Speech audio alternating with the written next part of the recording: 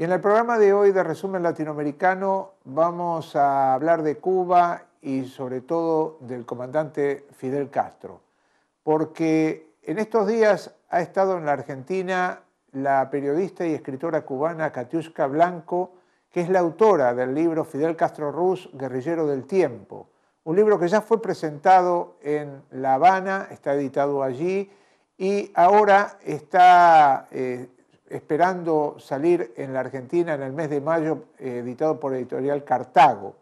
Pero de todas maneras, Katiuska Blanco hizo la presentación del libro en la Feria del Libro que acaba de ser inaugurada en Buenos Aires. Katiuska Blanco es una periodista, escritora, una militante popular, obviamente, de la Revolución Cubana, una mujer que recién recibida de periodista fue convocada para viajar como corresponsal de guerra a Angola cuando las tropas cubanas estaban allí en misión internacionalista. Y bueno, al encarar la confección de este libro, realizó una pormenorizada biografía de la vida del comandante Fidel desde niño hasta precisamente cuando triunfa la Revolución Cubana en 1959. Con ella estuvimos hablando en la residencia del embajador de Cuba y esto es lo que nos dijo.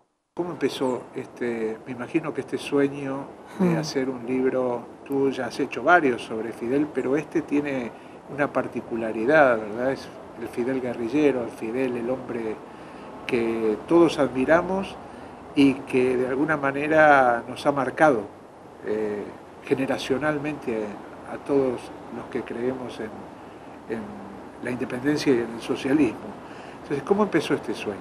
El libro comienza, yo lo explico en la introducción del volumen, a partir de un momento en que nosotros estábamos conversando tantos y tan diversos temas que él me dice de pronto, ¿no? ¿Por qué no preparas un cuestionario inquisitorio? Yo confieso, lo he confesado incluso en la introducción del libro he dicho que en un momento determinado pensé, ¿no?, preparar un volumen en el que se obviaran las preguntas y fuera de alguna manera Fidel narrando en primera persona su historia. Pero él me contestó que sería un libro muy aburrido, como uno de la historia de Troya que tenía en casa.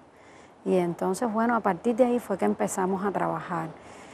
El libro es el resultado de conversaciones, pero también de estudios durante muchos años y de momentos que yo viví en diferentes circunstancias y años. Por ejemplo, yo recuerdo mucho la conversación sostenida con Fidel, con García Márquez, la noche previa a que viajáramos a Virán. Es decir, ya estábamos en el oriente de Cuba, en la ciudad de Holguín. Al otro día íbamos al pueblito donde Fidel nació, a Virán. Era una visita especial porque era por los 70 años del comandante. Y esa noche él invita a cenar a García Márquez. Y en esa conversación ambos tenían 21 años cuando el Bogotazo, ambos estudiaban Derecho y ambos habían vivido el Bogotazo en el momento en que se dio.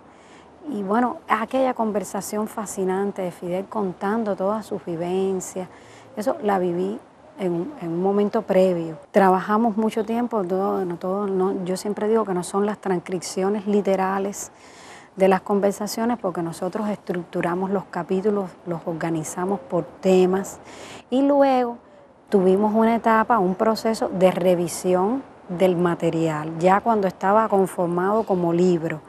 Primero pasábamos por capítulos al comandante, los capítulos, él revisaba la parte de él, es una persona, siempre lo reitero, un hombre extremadamente delicado y respetuoso. Jamás toca las preguntas ni los comentarios de la periodista o del escritor.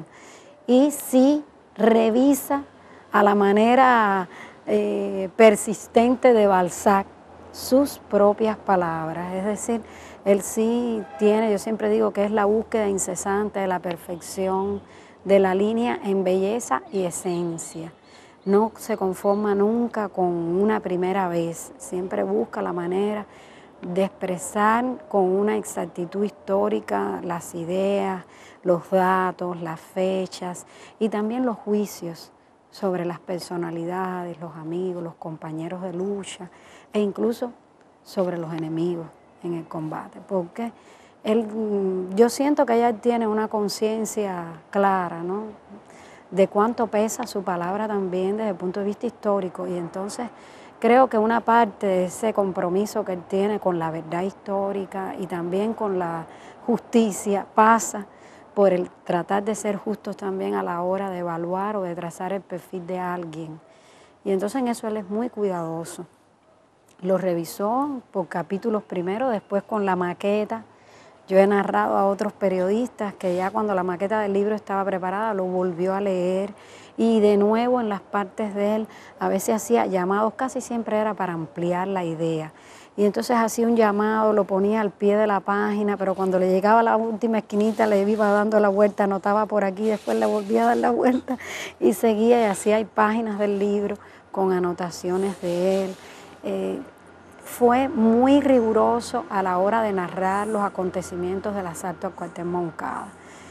Y usted decía el guerrillero, sí, es un guerrillero, pero es sobre la vida de Fidel. Y digo guerrillero, guerrillero del tiempo, porque no es el guerrillero solo en la etapa, pudiéramos decir, del guerrillero armado, sino de un hombre que asumió una manera de vivir y una manera de luchar, no solo en el sentido de poseer un arma, un fusil o algo así, sino también en las estrategias para la lucha política, para la difusión de las ideas, para la manera. Es alguien que no se conforma con los manuales o los modelos o las respuestas ya preconcebidas a los desafíos que la vida impone, sino que siempre está buscando, como el guerrillero, los atajos, que está tratando de buscar soluciones rápidas sobre la base del conocimiento.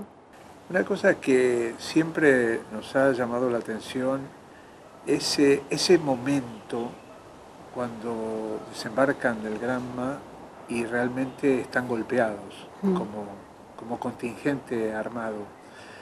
¿Qué te relata Fidel de ese momento? ¿Qué expresa y de dónde sale esa convicción de que van a triunfar a pesar de todo? Esa es una de las partes más dramáticas de la vida de Fidel. Cuando, bueno, él ha tenido muchos momentos de reveses y siempre él se ha caracterizado por eso, por ser un hombre que convierte los reveses en victoria. Él, en una conversación con jóvenes de una graduación de la carrera de Derecho, creo que fue en el año 2009 o 2010, de un grupo de jóvenes venezolanos, dijo algo que yo siempre tengo muy presente, que es que él dice que un revolucionario tiene que ser una persona optimista. Y yo creo que el optimismo es algo en Fidel de raíz, de esencia, pero un optimismo también basado en la convicción, pudiéramos decir, total, de que la verdad, la razón, las causas nobles pueden tener reveses, pero al final triunfan.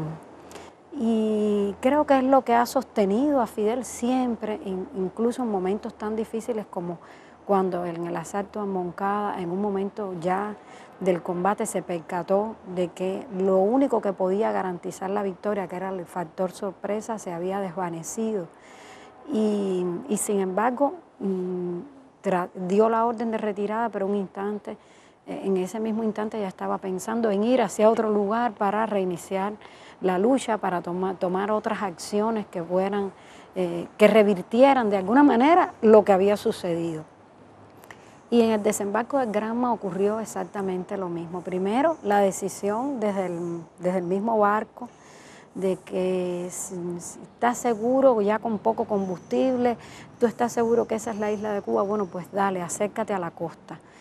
Esa es una. Y segundo, cuando en el Alegría de Pío, él siempre cuenta que para él fue estremecedor, tremendamente difícil, amargo, cuando después del ataque a Moncada y después de estar buscando las montañas y haberse sostenido al paso de unos días, todavía libre y con posibilidades de iniciar la guerra de guerrilla en las montañas, por haberse refugiado en una pequeña cosa que en Cuba le dicen bar en tierra, que es como una casuchita en las partes de atrás de las casas campesinas, por resguardarse de la humedad que en Cuba es cierta en las noches del rocío.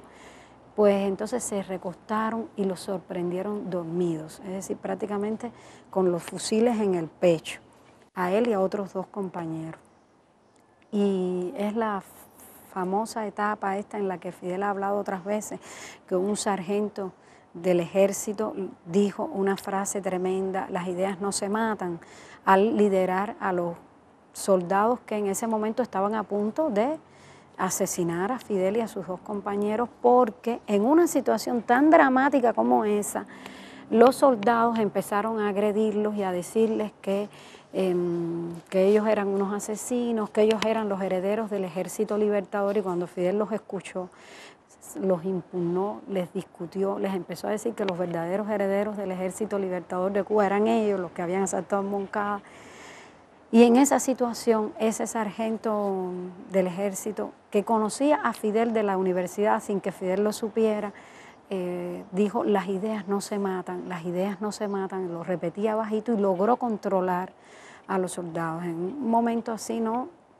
Ya él había vivido esa experiencia y sabía lo que era caer prisionero, sabía la humillación y la situación compleja, los habían tenido presos durante un tiempo, y cuando pasa todo esto del Yate Granma y después la situación en el combate de Alegría de Pío, él no estaba dispuesto a volver a caer prisionero.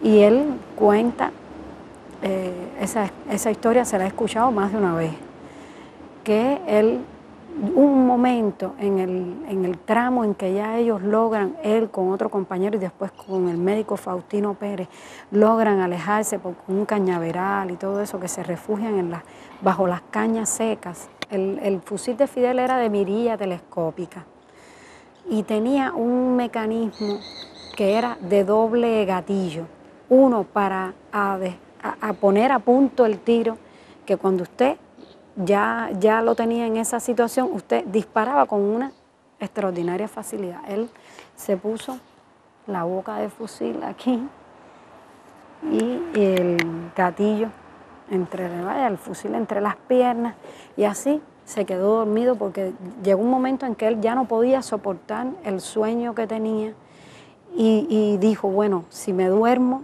y me sorprenden, ahí mismo me disparo. Yo, cada vez que él hace esa historia, me sobrecoge, ¿no?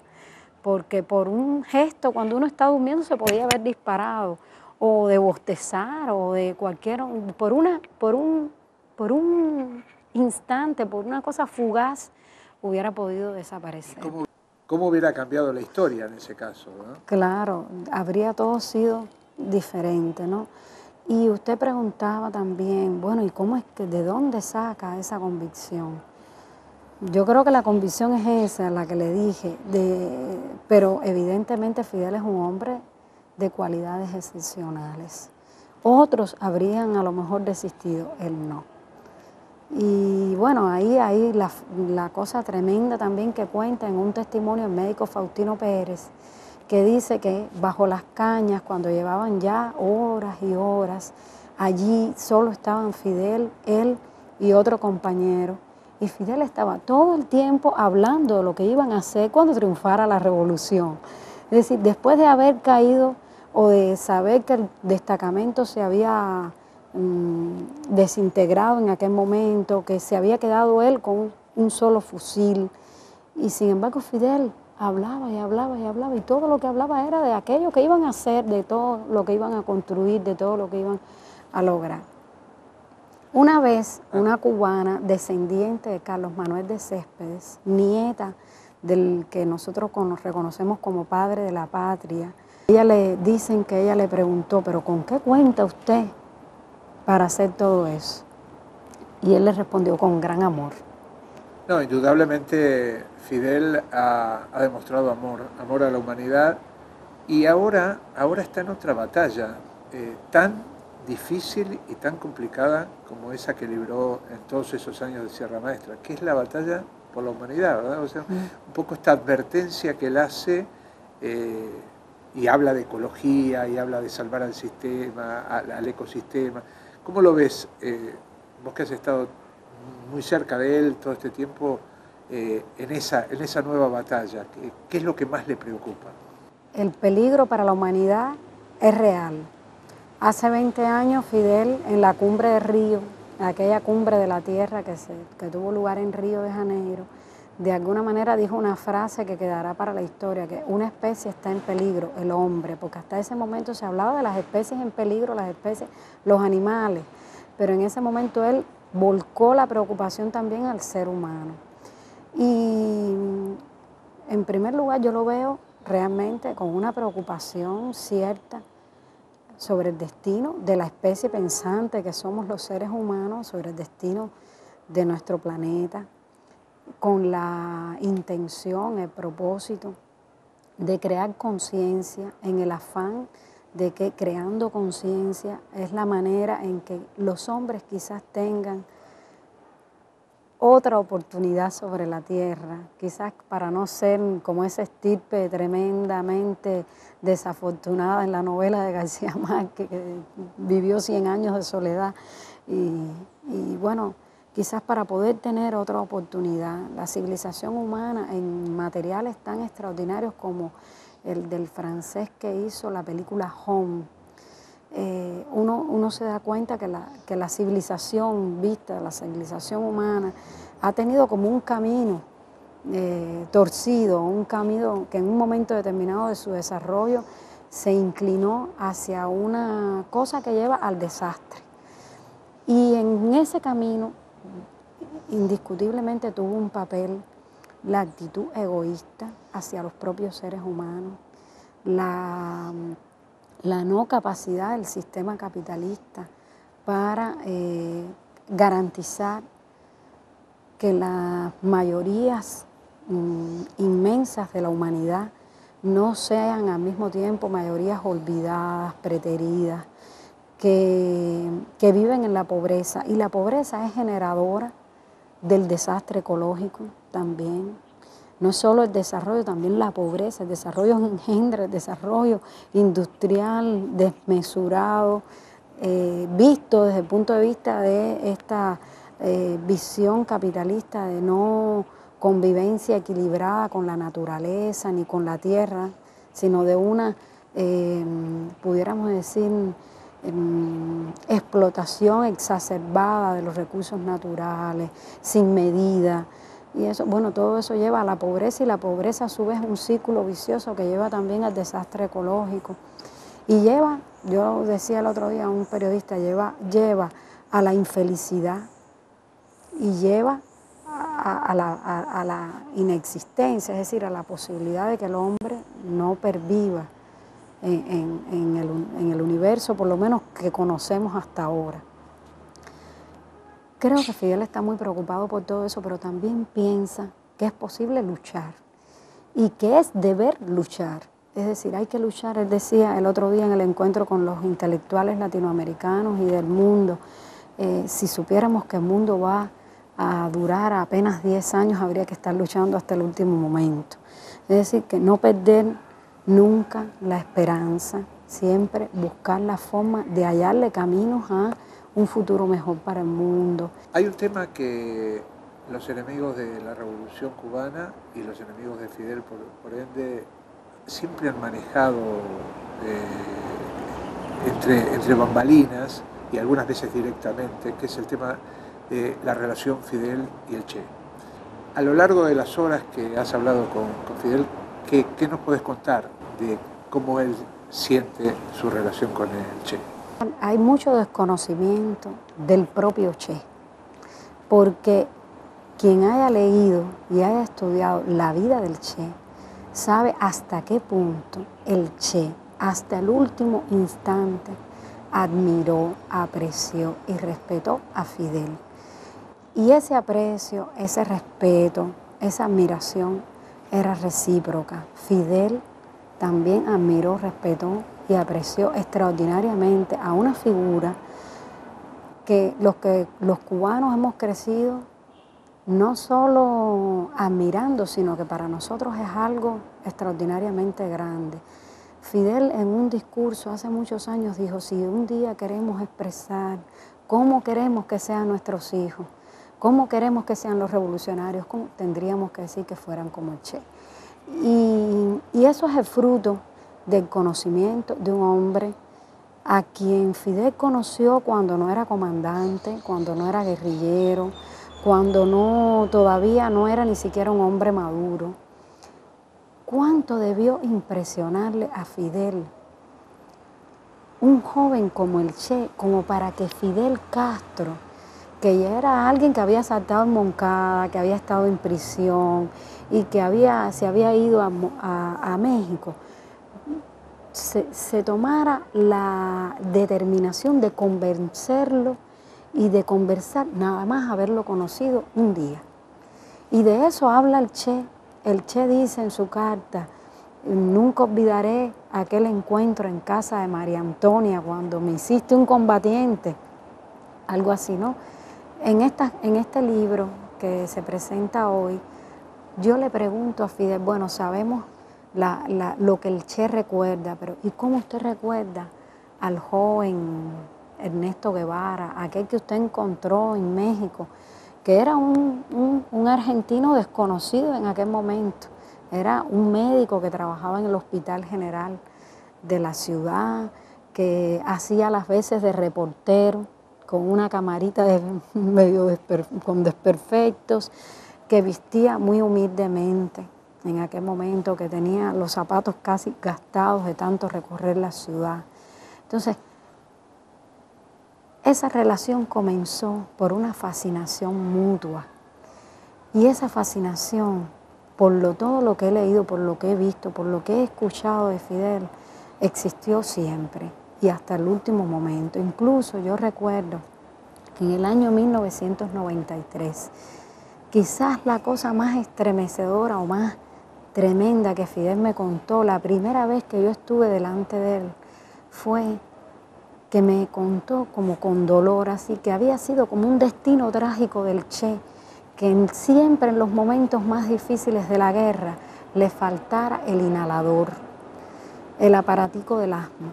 Cuando venían en el barco, en el yate, tuvo ataques de asma y él se acordaba que los medicamentos estaban en el ansia de embarcar las cosas, se pusieron los armamentos encima de los medicamentos. Cuando hizo falta el medicamento, tuvieron que pasar para poderlo sacar. Faustino creo que le inyectó adrenalina al Che durante la travesía. No recuerdo con exactitud, pero creo que fue así. Luego uno conoce también, yo conozco personalmente a los hijos del Che. Conozco a Leidita, conocí a Ernesto y conozco a Camilo. Y para ellos Fidel es un padre. Entonces, todo lo que se dice es parte de la infamia con la que siempre quieren enlodar a la Revolución Cubana y a sus líderes y también al Che. Entonces, por eso es que yo le respondo así, ¿no? Yo pienso que entre ellos siempre existió una relación extraordinaria. Los compañeros del Che, Harry, Pombo, los que hoy narran la historia, cuentan hasta dónde la Revolución Cubana y Fidel apoyaron siempre al Che hasta el último instante, e incluso después, y cómo Cuba no cejó nunca en el empeño de encontrarlo. Cómo después lo recibimos. Fidel lo recibe como un refuerzo para la Revolución Cubana. Cómo nuestros hijos y los amigos y todos en Cuba, la figura del Che es algo que todo el mundo tiene presente cada día. En el libro se habla del Che, bueno, por ejemplo, Raúl. Yo le contaba hoy a una compañera de una radio, le decía, ¿sabías que en la guerra, cuando Raúl por primera vez se tuvo que alejar para fundar el segundo Frente Rebelde, dejó su voto en manos de un combatiente? Es decir, si había una reunión, el voto de Raúl iba con el de un combatiente en quien él confiaba mucho. ¿A quién usted cree que le dejó el voto Raúl? Al Che. Entonces, en los primeros años de la Revolución, incluso Fidel tuvo que defender mucho su compañerismo, con el Che y su hermandad con Raúl, porque a ambos se les consideraba más comunistas que a Fidel y se decía que eran los que influían en Fidel. Y entonces eso es algo que cuando uno estudia, cuando uno lee, lo ve, lo comprueba. Que como los revolucionarios tienen que ser optimistas y que nosotros somos fidelistas y guevaristas, creemos convencidamente que la historia y la verdad siempre se abren paso y que además los pueblos tienen como una lucecita que los ilumina y que siempre saben la verdad y que por eso sabemos que perdurará, ¿no?, entre la gente la historia real de la amistad entrañable y del respeto y de la admiración entre Fidel y el Che.